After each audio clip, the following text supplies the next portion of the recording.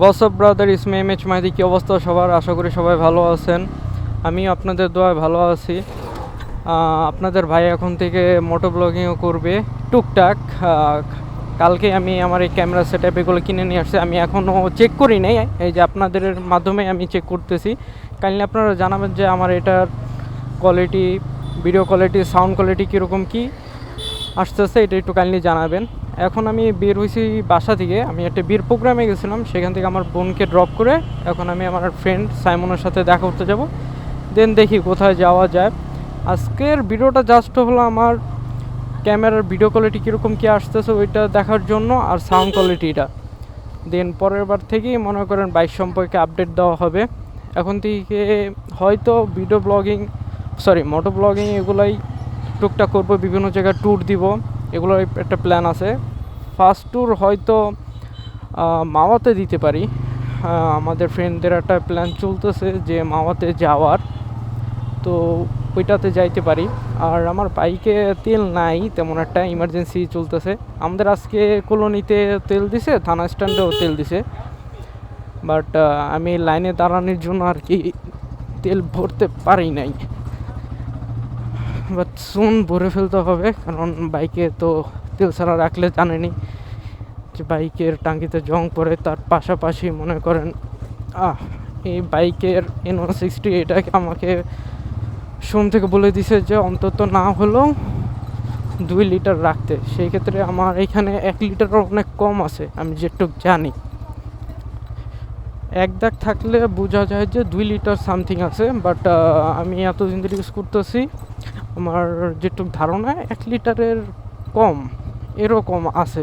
তো 2-1 দিনের মধ্যেই আমি বাইকে তেল ভরে ফেলবো। দেন একটা মাওয়া ট্যুর দেওয়ার একটা প্ল্যান আছে।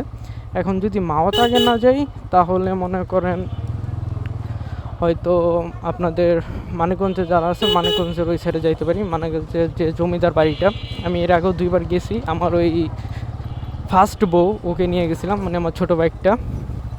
বাট ওই সময় তো এরকম কোনো ভিডিও করা হয়নি। এই কালকে আমি এগুলো কিনলাম। এখন থেকে আপনারা আমার পেজ থেকে যারা দেখতেছেন, পেজ থেকে, আর যারা ইউটিউব থেকে দেখতেছেন, ইউটিউব থেকে, দুইটাতেই ভিডিও পাবেন।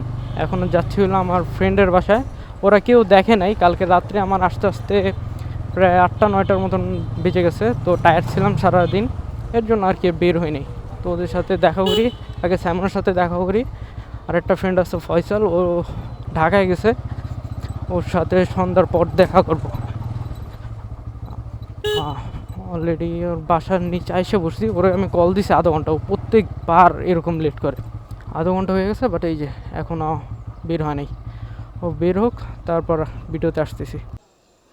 ওর জন্য প্রত্যেকবারই মনে করেন আধা ঘন্টা 1 ঘন্টা লেট হবে। ওরা আমি কল দিছি প্রায় 15 মিনিট হয়েছে, এই যে এখন কল দিছি, আবার কল কাইটা দিছে, হয়তো নামতেছে।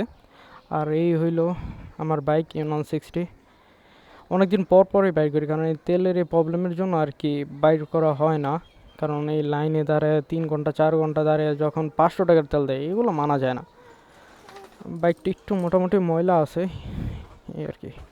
আর এই যে এইখান দিয়ে মনে করেন অটোরিকশা মারতে মারতে, সেদিনও মারছে, তারপরে আবার আমি ক্যাম্পাসে গেছিলাম, তো সেখান থেকে আবার মারছে, মেরে যে অবস্থা করে ফেলছে।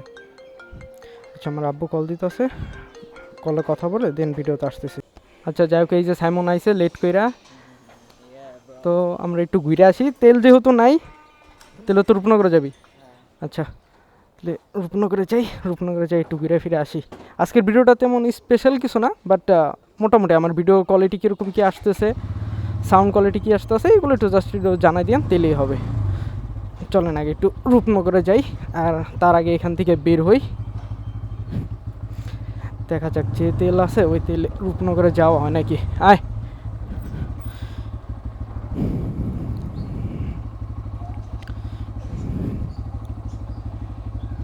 বৈশাস।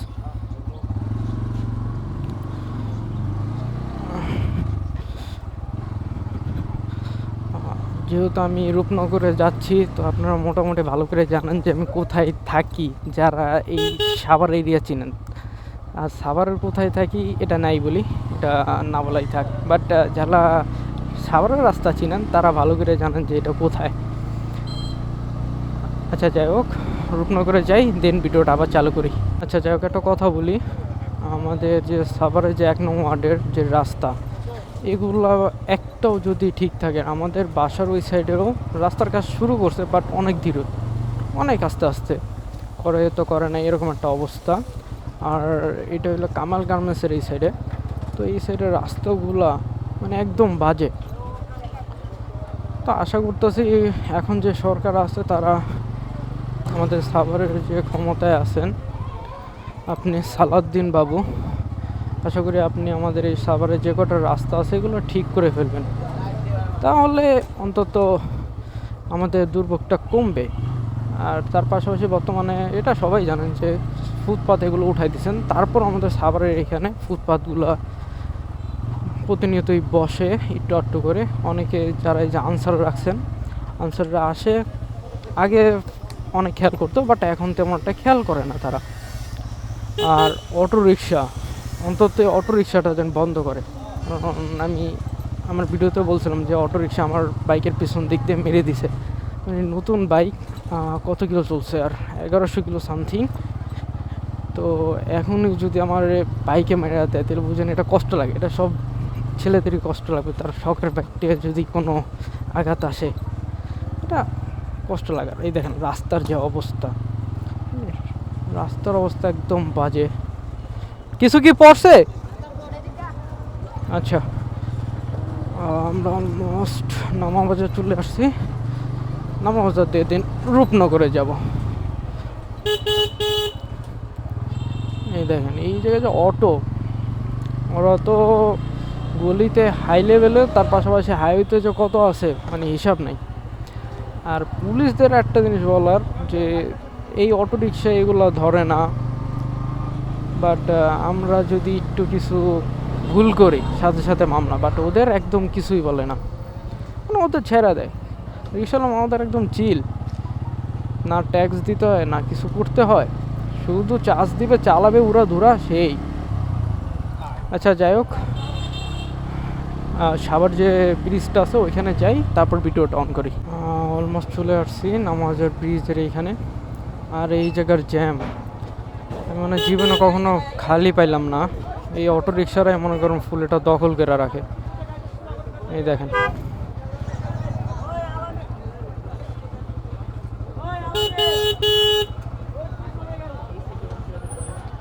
হ্যাঁ,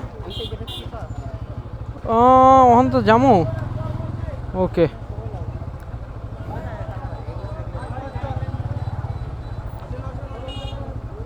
আরে সামনে ওই রিক্সাগুলো দাঁড়ায় থাকে না, অটো রিক্সা, এগুলা এটির লেগে কাহিনী।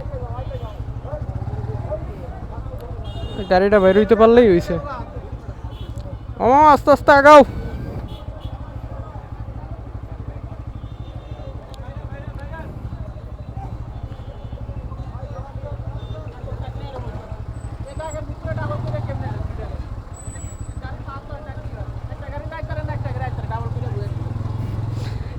এটা ডাবল কে ত্রিপলও করে লাইব, সমস্যা নাই।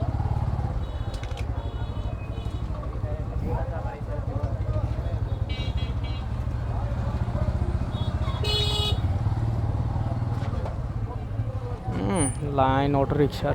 ও মামা টান দিও, টান দিও।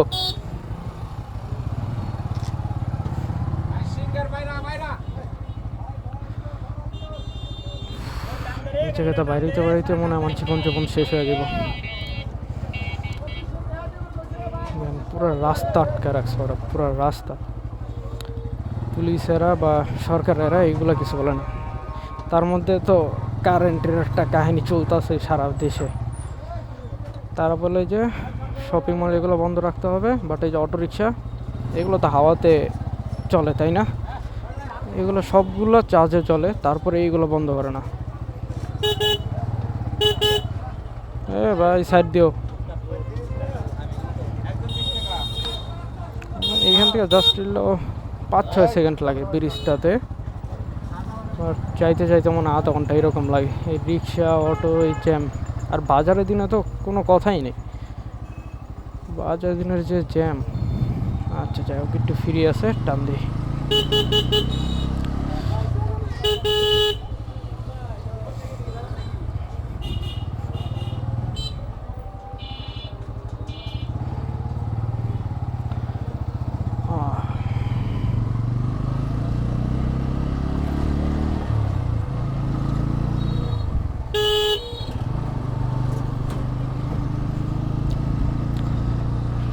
সূর্যটা সুন্দর লাগতেছে।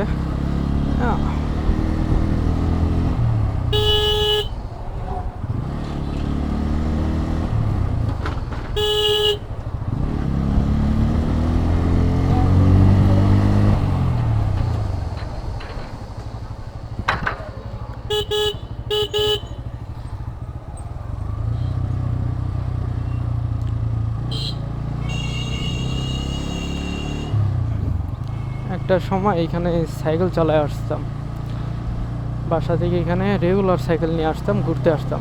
আর এখন বাইক নিয়ে আসি। বাট আমি কখনো কল্পনাও করি নাই যে আমার আব্বু আম্মা আমাকে বাইক কিনে দিবে। আপনারা যারা জানেন, আমার ফার্স্ট বাইকটা আমি নিজে টাকা জমে দিন কিনছি। বাট যে আমার যে এরকম একটা বাইক কিনে দেবে এটা কখনো আশা করি না, কারণ আমার আব্বু অনেক ভয় পায়। যেহেতু ফ্যামিলির একটা ছেলে, তো সেই ক্ষেত্রে একটু ভয় পাওয়াটা স্বাভাবিকই। এই জন্য যতটা পারে সেফ রাইড করি। আর আপনারা যারা আছেন বাইক রাইড করেন, মোটামুটি আমার বয়সে ইয়ং যারা আছেন, নর্মালি চালাবেন। আমিও এই বাইক কেনার পর অনেক অ্যাক্সিডেন্টও দেখছি আমাদের বয়সী ছেলেদের। মানে ওরা শুধু শুধু টানাটানি করে, কোনো কাজ নাই। আর যারা ফোর বাইকেরা ওরা তো আলাদা লেভেলের মানুষজন, ওদের লেভেলই আলাদা, ওরা তো টানের উপরে থাকে। সেদিন নবীনগর থেকে আমি সাভারের উদ্দেশ্যে আসছিলাম, তো তখন একটা ফোর বি রাইডার আমার সাইডটা ক্রস করে গেছে। মানে ও বুঝাতে যেত সোলজার সাথে জানি রেস করি, বাট আমার ভাই এখনও ব্রেকিং পিরিয়ডে শেষ হয় না, আর ওর সাথে রেস করতেও বা কেন যাবো আমি। তো তখন হলো ও পিছনে তাকে দেখতেছিল যে আমি কত দূর আসি বা কীরকম কী।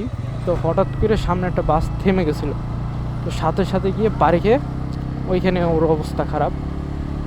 তো এরকম করে লাভ কী ভাই, নিজের জীবন রিস্কে ফেলা বাইক চালাতে তো লাভ নাই। বেঁচে থাকলে মনে করেন অনেক বাইক চালাতে পারবেন। আজকে এটা চালাইতেছেন, পরে আর আপডেট কিছু চালাবেন। এখন যদি টানাটানি করে মরেই যান তাহলে তো আর লাভ নাই, তাই না? তো সেফলি রাইড করাই বেটার। এখন আমিও মাঝে মাঝে টানাটানি করি, বাট ওরকম না যে টাউলিওয়ালি এরকম কোনো কিছুই করি না ভাই। আমার জীবনেরও মায়া আছে, বেঁচে থাকলে অনেক বাইক চালাতে পারবো। আচ্ছা যাই হোক, অলমোস্ট রূপনগরের কাছাকাছি চলে আসছি। এদিক দিয়ে ধামরায়ও চলে যাওয়া যায়।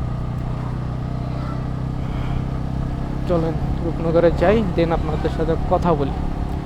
এই জায়গার রাস্তাগুলো এখন ভাঙাচোরা এই অবস্থা হয়ে গেছে। আগে যখন ছিল তখন অনেক ভালো ছিল।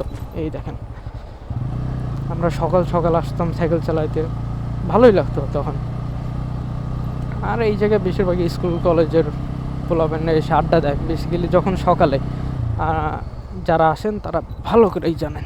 এই হলো রূপনগরের সেই রাস্তা। এখন এইখানে অনেক ঘর বাড়ি হয়ে যেতেছে। আগে একটা সময় এটা পুরো গ্রাম ছিল। যখন আমি ক্লাস 8-এ না সামথিং এরকম পড়ি, তখন ফার্স্টে আসছিলাম 8-এ। হ্যাঁ, আমার একটা ফ্রেন্ড ছিল রাতুল নাম, ওর সাথে। তো তখন ও বলছিল যে রূপনগর যাবে। তো আমি ভাবছিলাম যে কী না কি, পরে দেখি যে এই নর্মাল রাস্তায়, বাট আগে একটু সুন্দর ছিল। এখন তো এই যে বাড়িঘর করে এই অবস্থা করে ফেলছে। বাট আপডেট হওয়া বেটার। এখন এখানে রেস্টুরেন্টও খুলছে, মানুষ ঘর বাড়িও করতেছে। যাই হোক,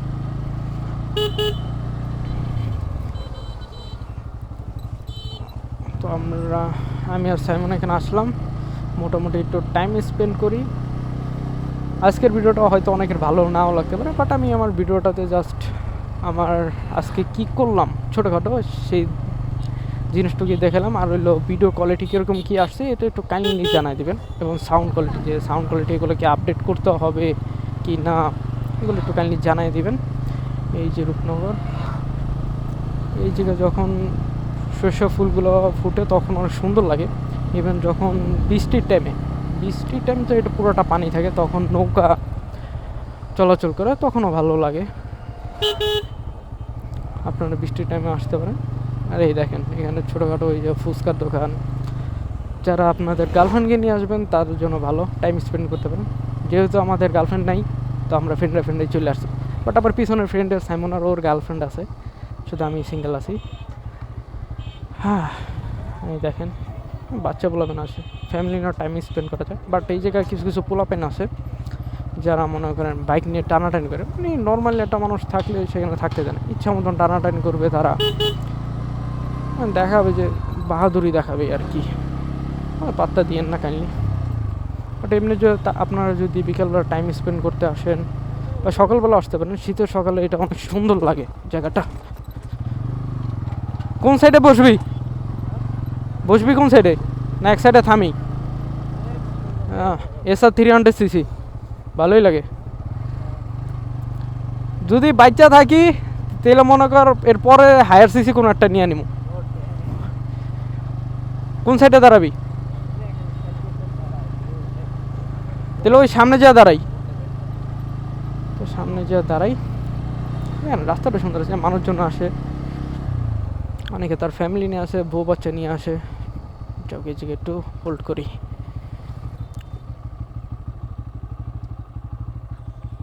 বাইক যে কখন বন্ধ হয়ে যায় এই চিন্তাতে থাকি।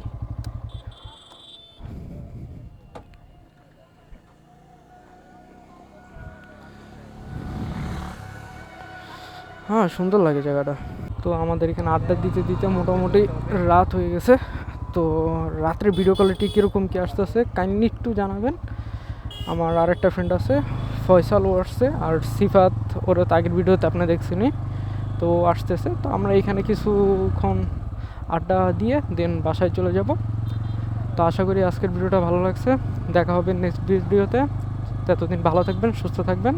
আল্লাহ হাফেজ।